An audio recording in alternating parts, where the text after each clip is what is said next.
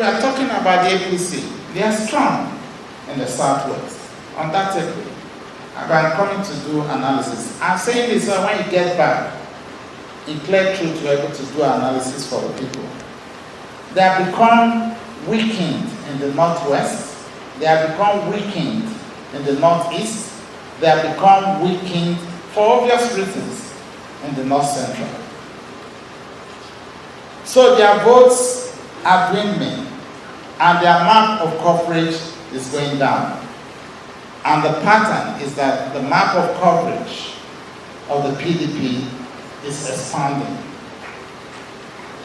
But people are beginning to think, that because of religion, let it be Muslim versus Christians. And we are beginning to see a Labour Party. But can we truly analyze that Labour Party so we understand exactly where we're going?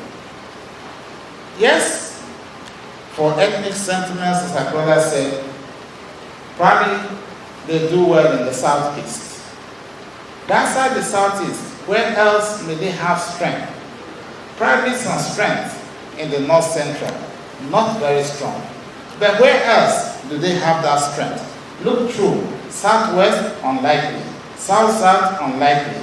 Northwest, unlikely. Northeast, unlikely. So there's no magic. There's no magic to that.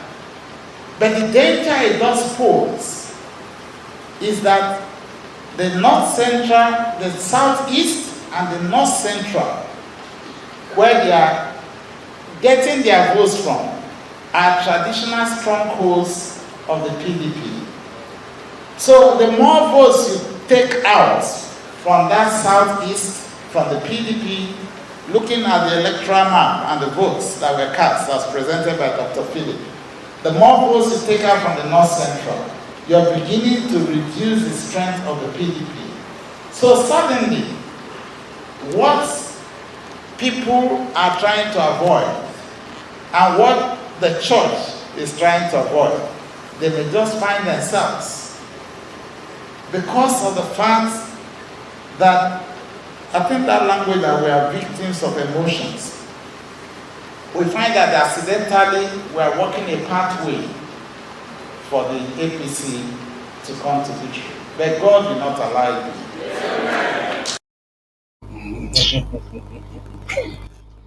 All right, still road to 2023, and I have in the studio Martin Namdi Ruebu, convener, Indigenous People of Nigeria, and Chilus Uchebu, who is public affairs analyst and commentator.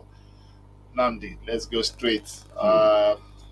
The vice presidential candidate of the PDP says the Labour Party and P2B, they will manage in the southeast because of sentiment, manage in the north central for one reason or the other, but that is the end.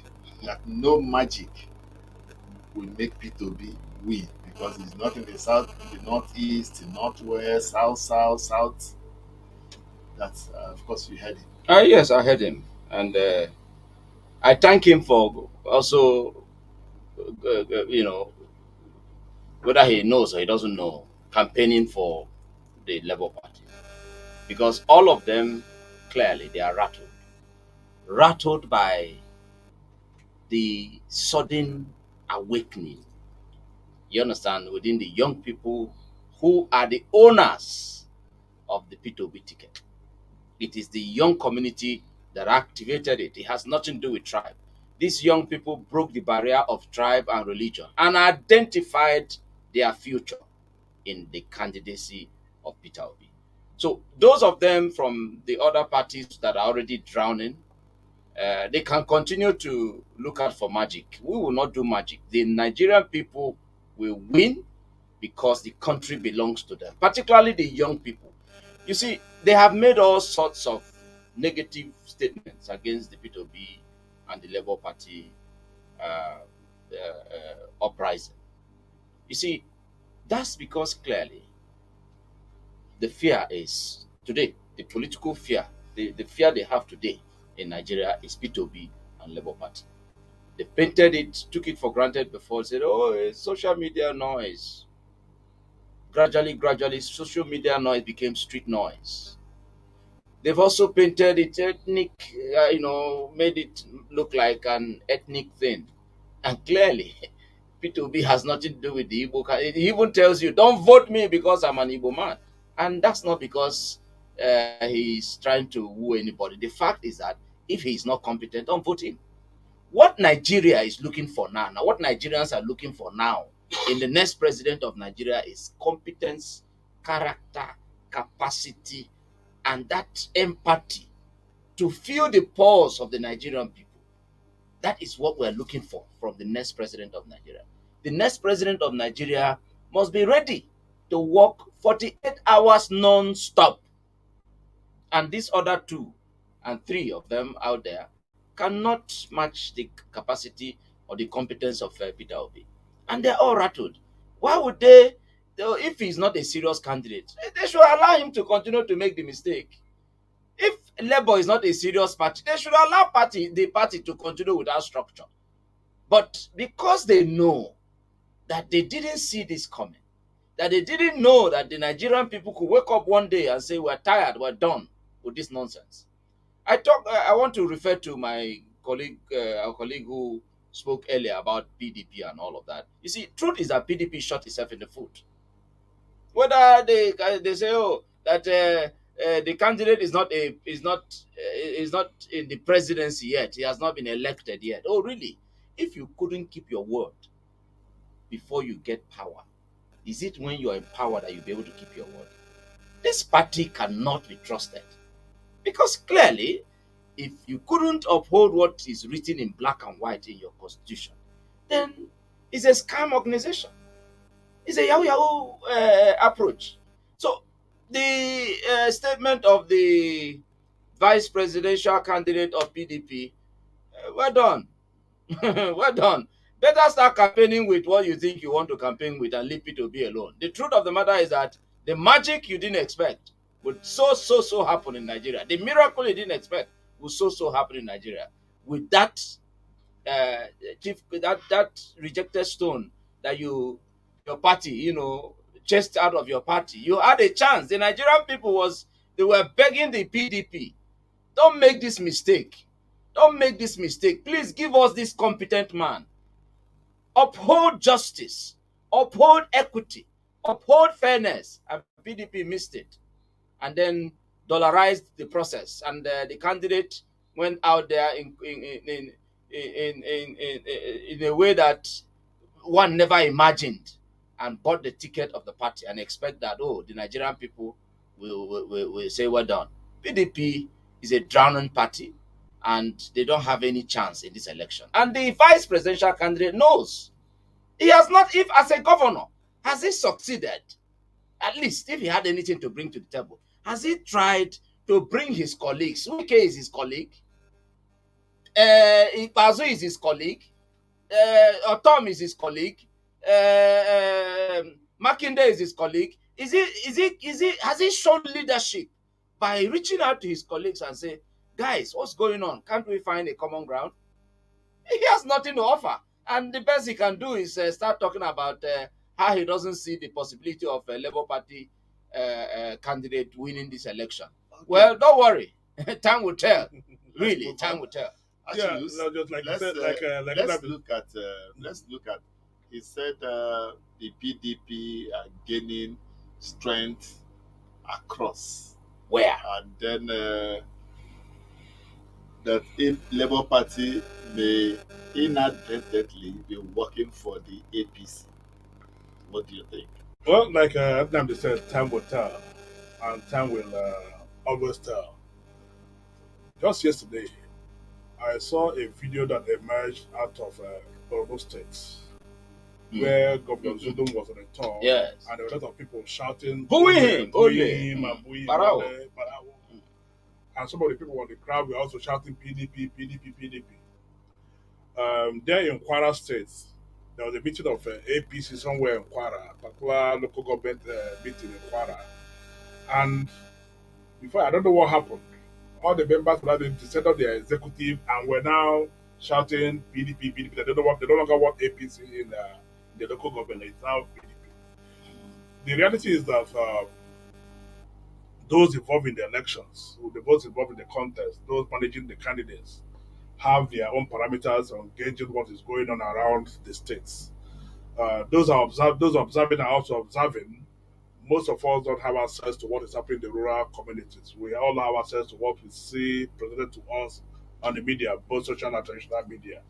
Be that as it may, we cannot, and personally for me, I like being realistic with what goes on around me. I cannot, based on what I'm seeing so far, say X, Y, Z, this person or that person may win the election or will win the election. Because if I put my mind on that, I may be disappointed at the end of the day. But the projections which Okowa has put forward, the analysis Okowa has put forward, you can't throw them away. What I've always insisted and upheld, even in this program, is that the 2023 election will be fought on two fronts: religion and ethnicity. And until we come to the point where we're able to destroy these two factors, we cannot sit down clearly and say Nigerians will vote this way or that way or that way. As it is right now, we may have people who will come out openly as moles to convince us that look, we are going with Atiku. Meanwhile, in body and soul, they exactly know that they're working for Tinubu for APC. And maybe what they are doing around Atiku is to gather information to trade. It may also be happening with LP, Labour Party. It may also be happening with APC. It goes round.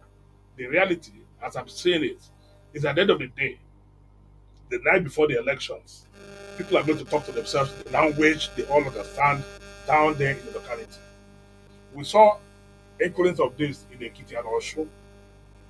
We saw old people, aged people, who are neither on social media or who have Android phones, going to the polling units and looking out for their names on the register and voting. For such persons, the language they understand is the language of the community where they're coming from, and this is the language of the political party unit where they belong to. These are not people you can throw away easily and say, "Look, to hell with you." I agree. We have a lot of youths who are looking at what is going on in the politics and say, "No, let us go this way." Fine, it's a fantastic movement. I agree. I accept that. I like it because it raises the whole level of consciousness, political consciousness, and awareness among the youth. One thing I would like this movement to do among the youth is to help destroy the barriers of religion and ethnicity as it is in Nigeria. Because if we have youth across Nigeria genuinely, genuinely asking for credible candidates, as against what we saw in 2019 or 2014 and 2019, where we are told that good or bad, this candidate must rule this country. Mm. And we even had persons, in fact, I remember that after the election of 2014, some northern leaders made a comment, which I've not forgotten. They said that it was not our intention to vote Buhari, but we're all looking at PDP to give us that space that we want so that power return to the north. But the moment PDP refused, and we went to the primaries and saw that, look, we have a southerner and a northerner contesting. In fact, we now got back and said, good or bad, let power come back to the north. Whether the person is good or not good, we must have to bring him back to prove a point that power must have to come back to this region. And you must keep your word. Good. That language that was spoken in 2015 was repeated in 2019. That good or bad, power must remain in this region. For us to achieve our purpose of saying you have power in your side, the southern region for so much number of years, we want to equal that record here. That mentality has not disappeared. And I still remember clearly that Senator Saidudan Sadao granted an interview to Daily Trust, where he said that God has used Buhari to reunite the 19 states of the North and bring power back to the North. And he further said that this election, this victory is not about Buhari, it's about the North. And that they are going to create a leadership ring around this man such that the North will be repositioned to the extent that whenever this man is through with his tenure, the North will still determine who gets the power. He said that was in 2014. He said that, no, 2015, I made after the election. He said that. It happened.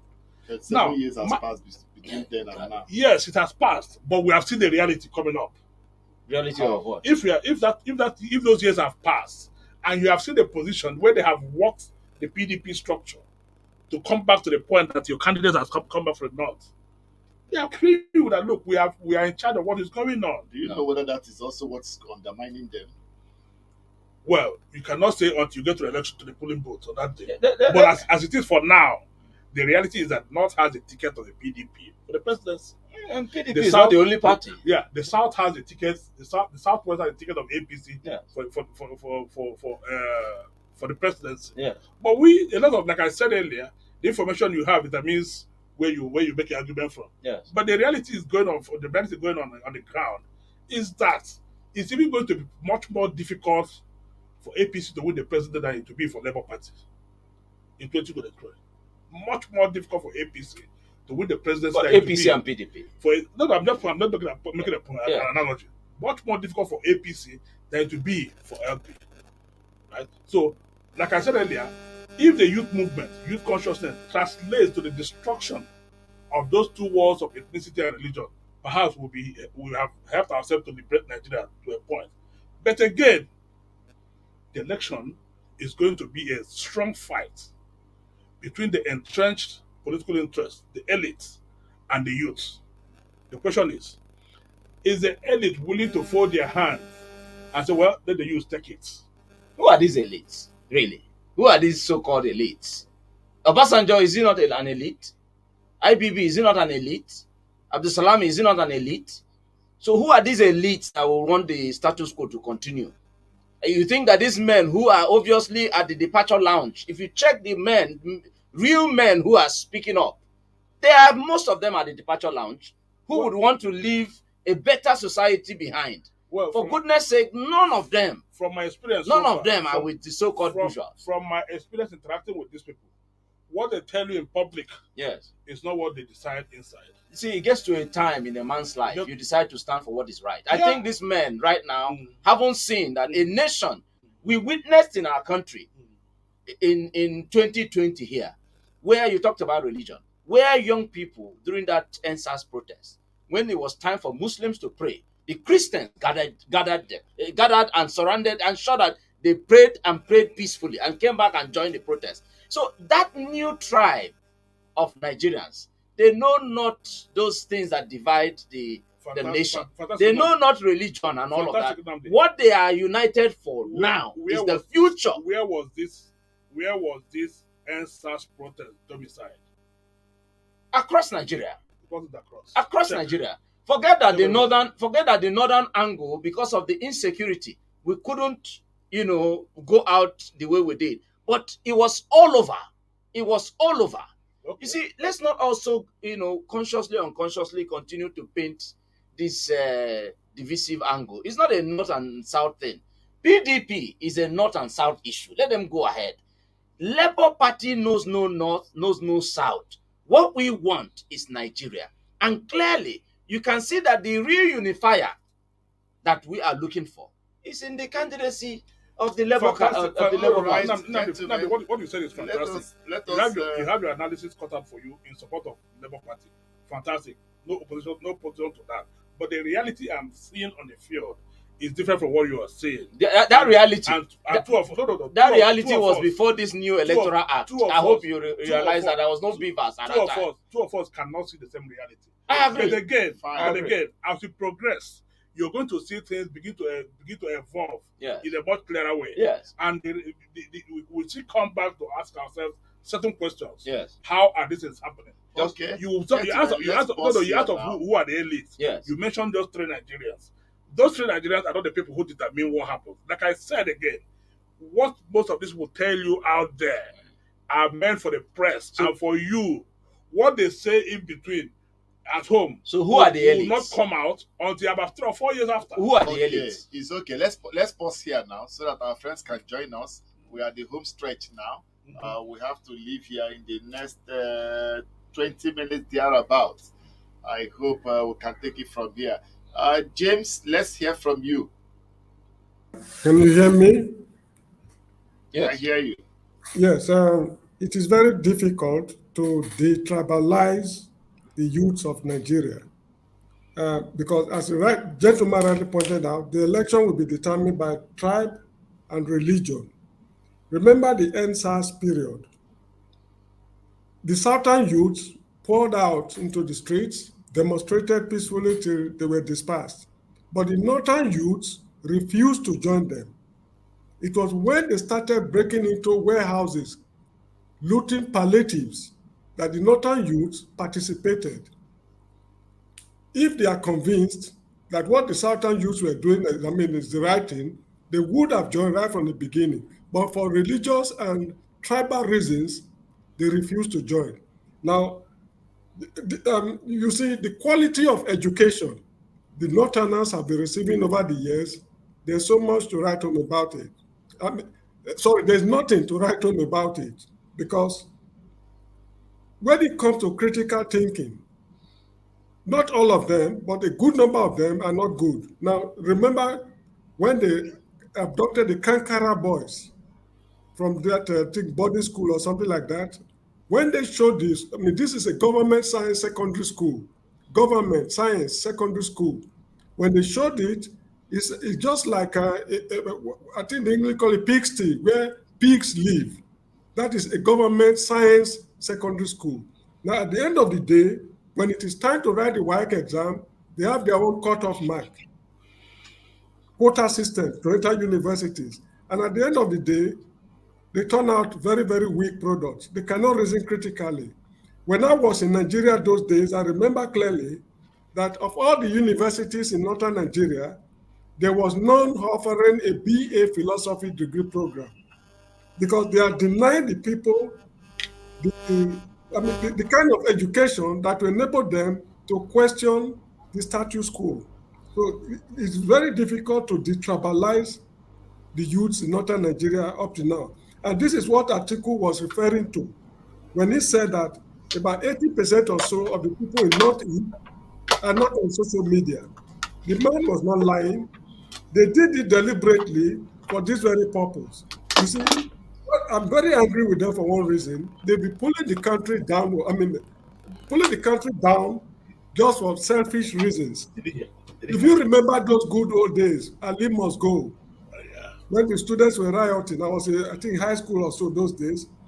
The vice chancellor of Ahmadu Bello University, I think, is it Ango Abdullahi, I can't remember, he was holding a PhD degree without a peer-reviewed journal article. He was made a professor and a vice chancellor. Go and find out.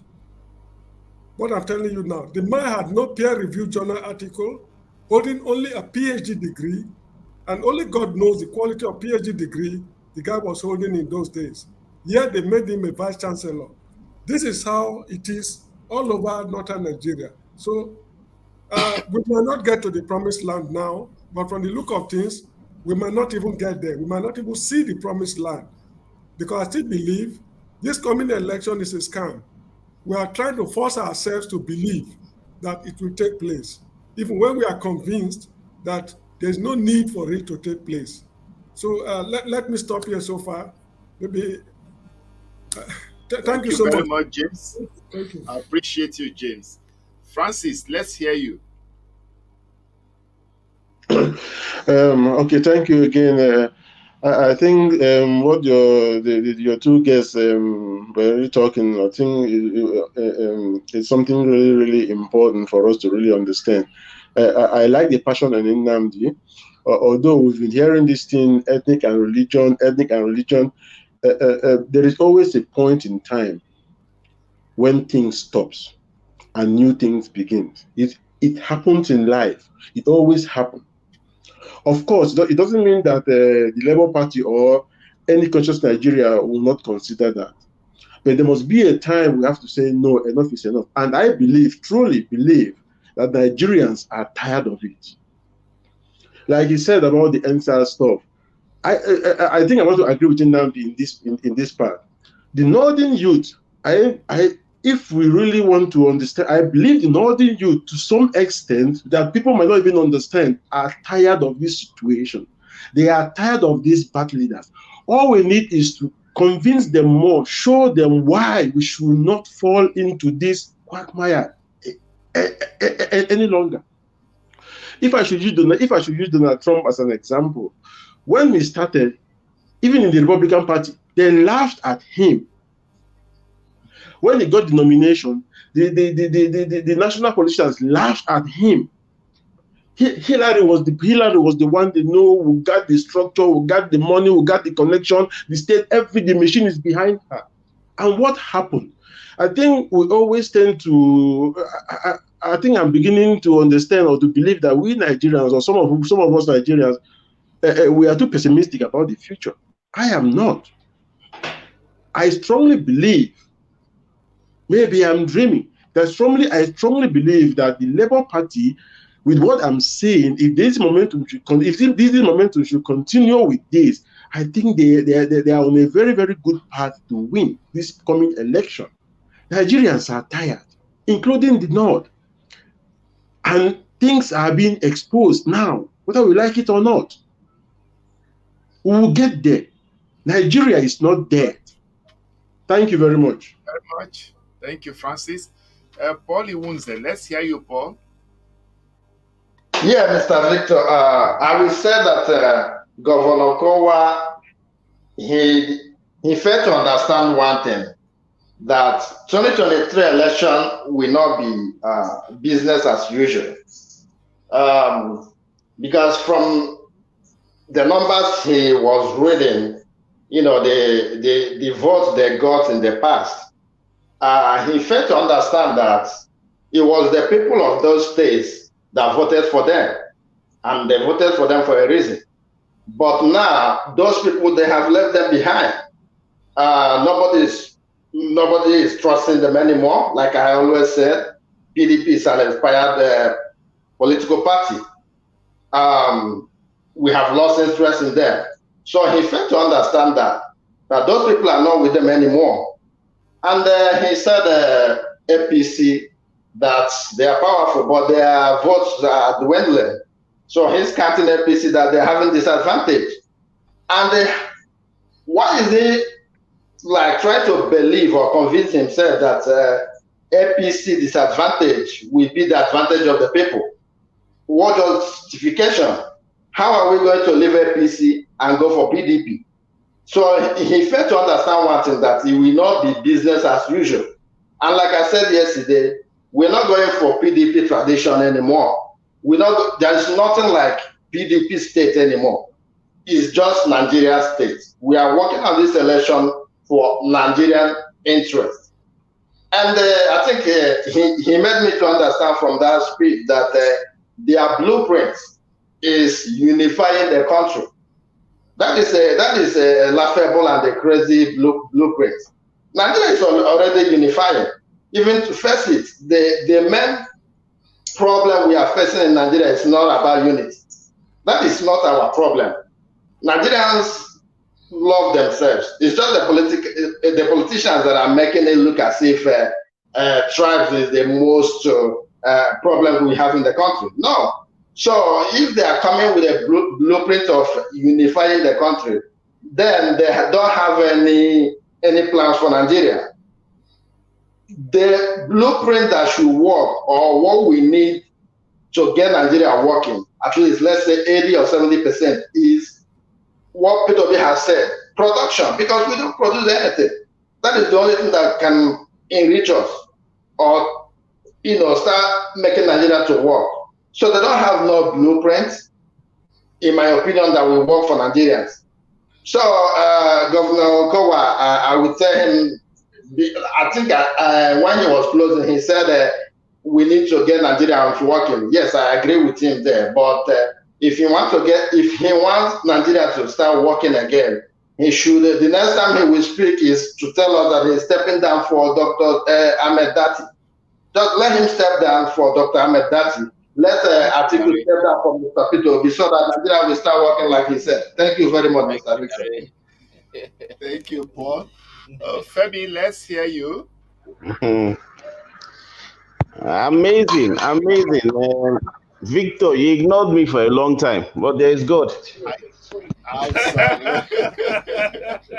I'm sorry, There is but God. There is God. it's an innocent ignoring. That's offense. Our English has started changing. Now there's now tiffin, tiffin our fuel, crude, tiffin. So my own is it is not so much about Peter. An ideology whose time is now. There is no amount of soldier in the world you can put together that can defeat the ideology. Example is what happened in Afghanistan. With all the technology, all the bomb blasts and everything, guess what? Afghanistan are back to where they were before. It's as simple as that. The ideology cannot be defeated. Behind Peter Obi is what people don't understand. They will tell you he doesn't have structure. Yet he's the only one you hear PDP attack today. Tomorrow APC still come and attack again. You'll be wondering, I thought he doesn't have structure. Why is anybody bothered? The truth of the matter is Nigeria is 71% youth, and the number of registered youths is really very, very high. And Peter Obi was a reason why there was an increment in registration, and the response will be seen. Guess what? There are a lot of people that felt badly about how government treated them wrongly. You now understand that this establishment does not want us to improve as a people. I mean, how can your youth come out and protest and say we want better governance, better policing, but you open fire at them? Then tomorrow you hear that there are some Boko Haram that have repented and you don't open fire on them. And then you begin to wonder the priority and the ideology. Our students can go to school, those students will respond.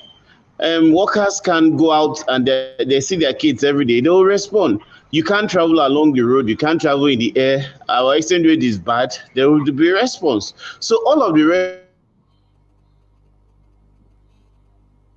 because he's seen like one that is not part of the establishment. Atiku is an establishment, the other guy too is seen this establishment.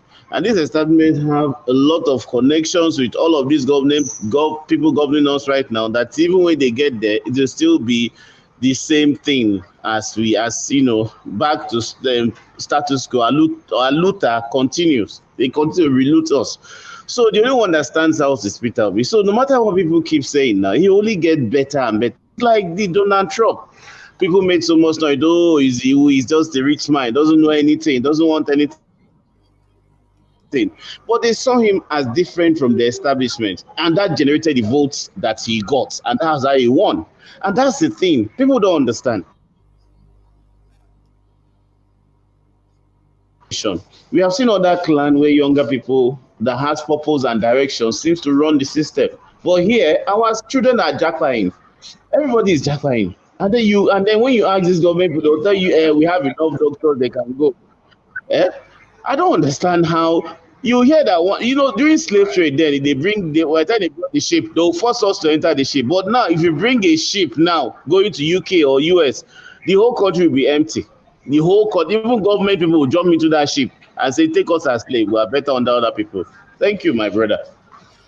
Thank you very much. Katie, I'm going to give you, okay. Thank you very much. All right, gentlemen, let's wrap up. Nnamdi, you have 90 seconds for your wrap up. Well, first of all, I just will reassure Nigerians that these doubting Thomases should continue. It is written that when the Lord turned to the captivity of Zion, they were like them that dreamt.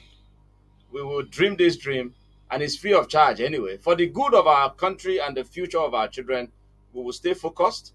Let them continue to bash, to undermine, to underestimate. It is good. But our prayer is that the confusion in their midst will continue until victory is announced in favor of the Labour Party candidate. And then we will commence the journey towards the great days of our country. That is an assurance. Thank you very much, Nnamdi. Achilles, Nnamdi has said it all, but we have to remain optimistic and keep our doors open and our ears and options open to ensure that we make the right choices, like you said. We have to remain vigilant to ensure that whatever is coming out from the courts does not upturn our political system and bring us back to where we are trying to escape from. So I would also like to use the opportunity to call on the Chief Justice of Nigeria to reaffirm previous decisions or previous control orders on judges about getting involved in political issues or issues that could truncate our democracy. It should not be good for us if we do. Thank you. All right, it's very important as we march towards 2023. Some of these silent issues they start like a joke, but like as we say in Nigeria, there is no smoke without fire. In 1993, when the elections were stopped by Tori's Association of Better Nigeria, it looked as if it was a joke. Before you knew it, you saw where we ended. Again, it has started again with some unknown faces. You hear trying to challenge beavers, which has been incorporated and signed into law, as if those who signed into law or those who prepared it are not aware. But if we don't rise up as a people to defend that, all the efforts being made would have been effort in futility. So, like my guests have said, we must be vigilant as we approach 2023. Let it not be that while we walk and probably go to rest, some persons are awake, exploiting areas we never thought they were going to go. We must shine our eyes and watch out for anything that could truncate the 2023 election. We want peace, we want a better country, and we want a better candidate that will lead Nigeria to our dream future. That's how we wrap up on today's edition of the program. Thanks to my guest, Nnamdi Irebu, convener Indigenous People of Nigeria, and then of course Achilles Uchebu, public affairs commentator and analyst based here in the nation's capital. Achilles, thank you very much. Thank you, Victor. Of course, not forgetting James, who has joined us from this Gambia. James, thank you. Francis Mweke from Germany. KD from the nation's capital here in Nigeria. Paulie Wunze also joined us from the US. Obi Oji from the US. And Femi has also joined us from the nation's capital here in Nigeria. And of course, for the team behind, you don't get to see. I appreciate you guys as always for doing a good job once again. On behalf of everyone, I am Victor Iwele thanking you for being part of the show. We'll do it again tomorrow. As I say, God bless your hearts. Have a nice day.